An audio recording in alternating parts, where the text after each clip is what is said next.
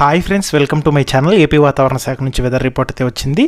ఏపీలో శుక్రవారం రోజున ఏ జిల్లాలో వర్షాలు పడతాయని తెలుసుకుందాం, అలాగే ఏ జిల్లాలో వడగాలులు వీస్తాయని తెలుసుకుందాము.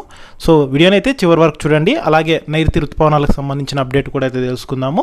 సో వీడియోలోని ఇన్ఫర్మేషన్ నచ్చినట్లయితే ఛానల్ని సబ్స్క్రైబ్ చేసుకోండి. వీడియో యూస్ఫుల్ అనిపిస్తే మీ ఫ్రెండ్స్ అండ్ ఫ్యామిలీ మెంబర్స్కి మన వీడియోస్ని షేర్ చేసి నాకు సపోర్ట్ చేయండి. చాలామంది వీడియోస్ చూస్తున్నారు కానీ లైక్ చేయట్లేదు. మీరు ఇన్ని లైక్ చేస్తే నాకు అంత సపోర్టివ్గా ఉంటుంది.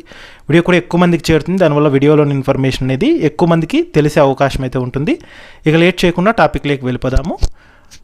ద్రోణి ప్రభావంతో ఏపీలో పిడుగులతో కూడిన మోస్తరు వర్షాలు కురిసే అవకాశం ఉన్నట్లు వాతావరణ శాఖ తెలిపింది. అలాగే మరోవైపు అక్కడక్కడ వడగాళ్లు కూడా వీస్తాయని, గరిష్ట ఉష్ణోగ్రతలు కూడా నమోదయ్యే అవకాశం ఉన్నట్లు హెచ్చరికలు జారీ చేసింది. ఇక పూర్తి వివరాల్లోకి వెళ్తే అరేబియా సముద్రం నుండి లక్షద్వీప్, ఉత్తర కేరళ, దక్షిణాంతర్గత కర్ణాటక మరియు ఆంధ్రప్రదేశ్ మీదుగా మధ్య బంగాళాఖాతం వరకు ద్రోణి అయితే కొనసాగుతోంది. ఈ ద్రోణి సగటు సముద్ర మట్టానికి 3.1 కిలోమీటర్ల ఎత్తు వరకు విస్తరించి ఉంది.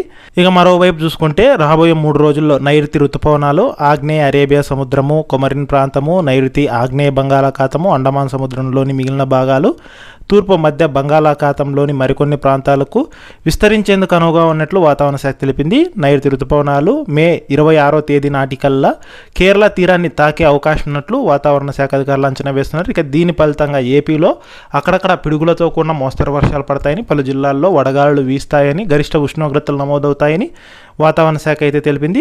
ఇక తీవ్ర హెచ్చరికలు చూసుకున్నట్లయితే రికార్డు స్థాయికి ఎండ తీవ్రత అయితే పెరగనుంది. రాష్ట్రంలో ఎండలు మండిపోతున్న నేపథ్యంలో ప్రజలంతా అప్రమత్తంగా ఉండాలని ఏపీ విపత్తుల నిర్వహణ సంస్థ తెలిపింది. సోమవారం వరకు ఈ తీవ్రత ఇలాగే కొనసాగే అవకాశం ఉందని అయితే తెలిపింది.